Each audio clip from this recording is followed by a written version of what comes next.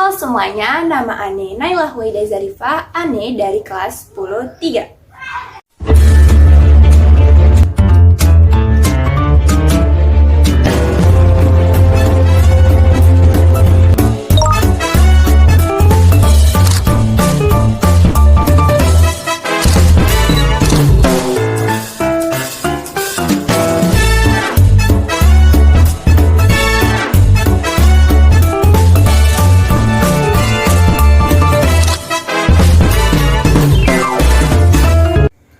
Assalamualaikum warahmatullahi wabarakatuh. Satu-satunya hal yang kita pelajari dari sejarah adalah bahwa kita tidak benar-benar belajar darinya.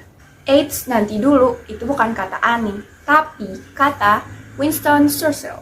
So, di video kali ini, Ane mau menjelaskan tentang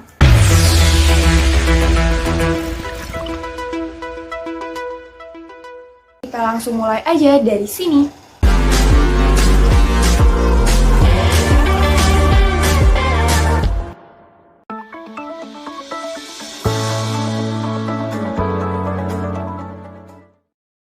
Secara etimologis, kata sejarah berasal dari bahasa Arab yang artinya pohon atau keturunan.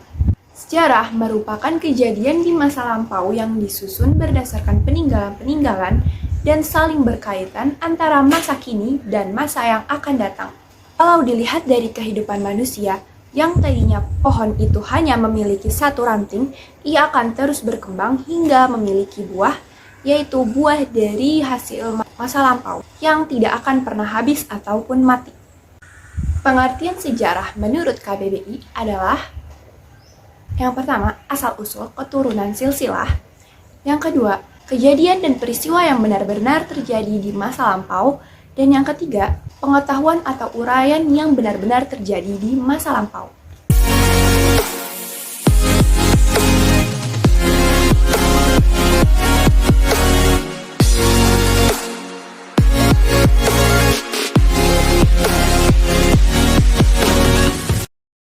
Menurut Herodotus adalah sejarah bukan berkembang atau bergerak ke depan lurus dengan tujuan yang pasti, melainkan melingkar dan tinggi rendahnya ditentukan oleh keadaan manusia.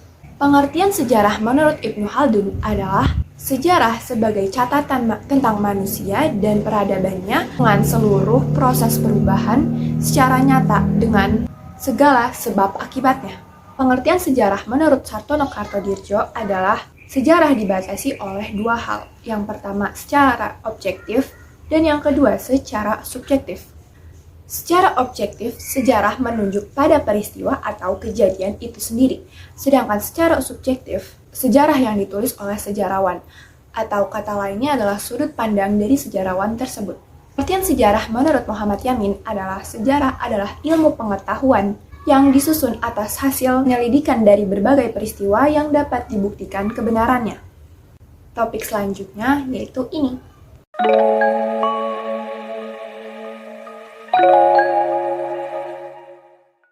Manusia menjadi penggerak sejarah layaknya seorang pemeran utama di dalam drama. Mengapa demikian? Karena perilaku manusia sangat menentukan peristiwa sejarah. Sehingga dalam pengkajian sejarah yang dibahas mengenai manusianya, yang memiliki kemampuan untuk merenung, mempertanyakan eksistensinya, sekaligus dunia sekitarnya, serta menggunakan pengaruhnya dalam menggerakkan sejarah.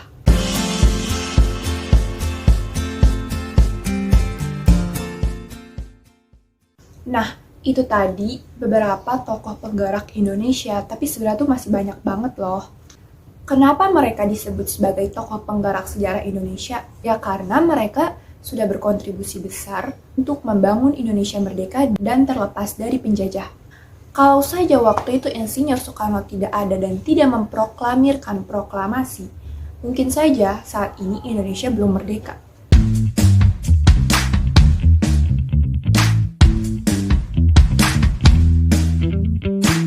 Manusia sebagai penggerak sejarah memiliki dua aspek. Yang pertama, manusia sebagai zoon politikon dan homo socius, dan yang kedua, manusia disebut homo faber dan beraktivitas. Zoopolitikon sendiri artinya hewan bermasyarakat, yaitu manusia yang hidup secara bermasyarakat dan tidak bisa hidup tanpa orang lain. Sedangkan Homo faber adalah konsep yang menggambarkan bahwa manusia tersebut memiliki sifat yang kreatif. Materi yang ketiga adalah definisi ruang dan waktu sendiri pasti kalian udah pada tahu kan? Ya, ruang adalah tempat terjadinya peristiwa tersebut. Sedangkan waktu adalah kapan terjadinya peristiwa tersebut.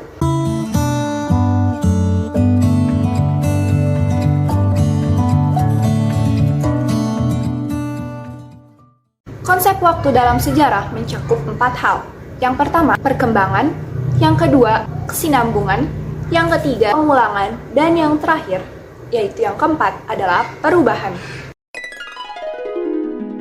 Perkembangan adalah suatu keadaan masyarakat dalam sejarah yang berkembang dari dan disebabkan oleh kondisi yang terjadi sebelumnya.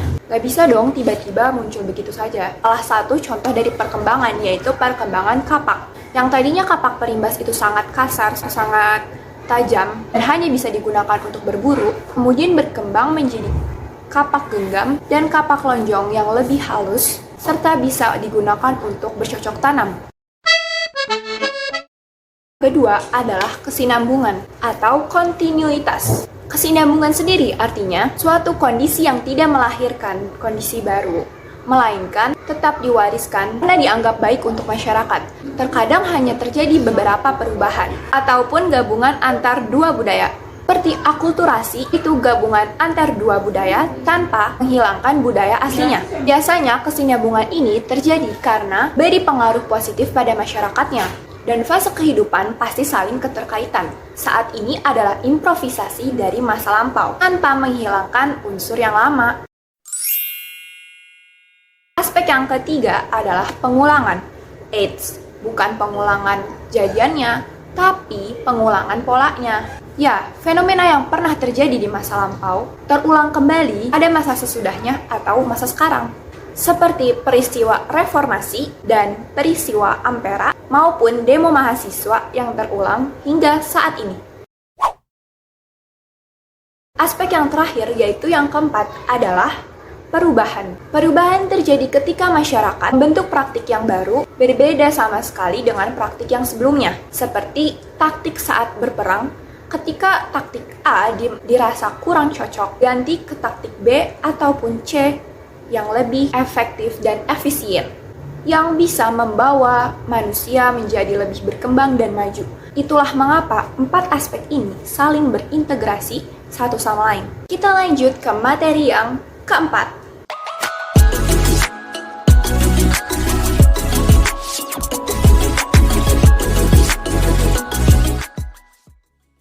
Perubahan adalah kejadian atau peristiwa yang membuat perbedaan berlangsung secara zigzag karena mengalami perubahan yang lebih baik. Pengelompokan perubahan bisa menggunakan konsep periodisasi untuk memudahkan kita. Keberlanjutan adalah suatu keadaan yang telah berlangsung lama dan berlangsung secara garis lurus. Karena ya peristiwanya berkaitan dari sebelumnya ke masa kini dengan satu topik. Seperti transisinya Hindu-Buddha yang berkelanjutan dari masa praaksara yang dapat dibuktikan dengan tulisan Pallava dan Sanskerta. Contoh lainnya yaitu bahasa Indonesia yang digunakan saat masa penjajahan Belanda terjadi beberapa penambahan huruf seperti ini. Jangan pada bosen dulu dong.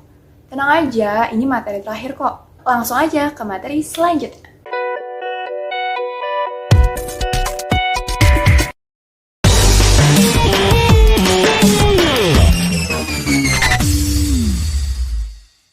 Yang pertama, terkaitan kehidupan di masa lalu dengan masa kini. Keterkaitan antar peristiwa yang terjadi akan membentuk sebuah alur cerita yang jelas dan dapat dimengerti. Maka dari itu selalu ada sebab dan akibat. Contohnya seperti pendiri negara Indonesia, pasti dari awal udah membentuk rencana dan tujuan serta landasan yang akan ia pakai ketika negara itu merdeka dong. Kalau misalkan itu ketika merdeka tidak memiliki landasan sendiri, pasti negara itu nggak bakal bisa bertahan ataupun tidak dalam jangka waktu lama negara tersebut akan runtuh sendirinya.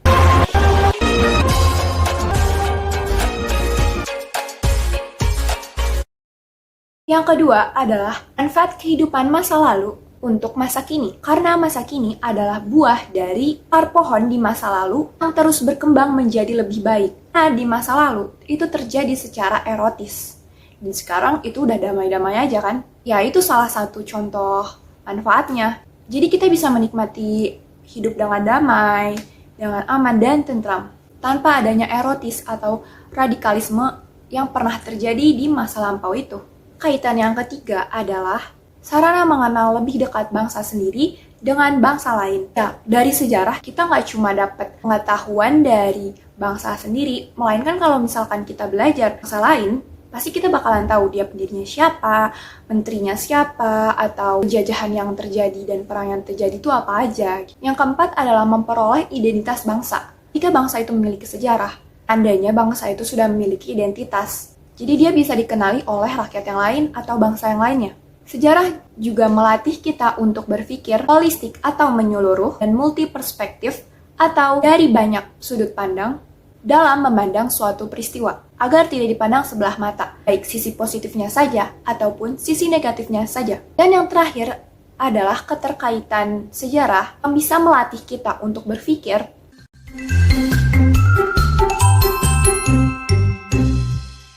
Diakronik berasal dari bahasa Yunani yang berawal dari diakronos. Sifatnya yang kronologis dan memanjang dalam waktu, serta membuat kita untuk mampu berpikir secara teratur dan kesinambungan. Dan sinkronik sendiri adalah menguraikan masalah pembahasan pada suatu peristiwa atau lebih fokus ke peristiwanya dan meluas dalam ruang dan memaparkan siapa sih tokohnya itu.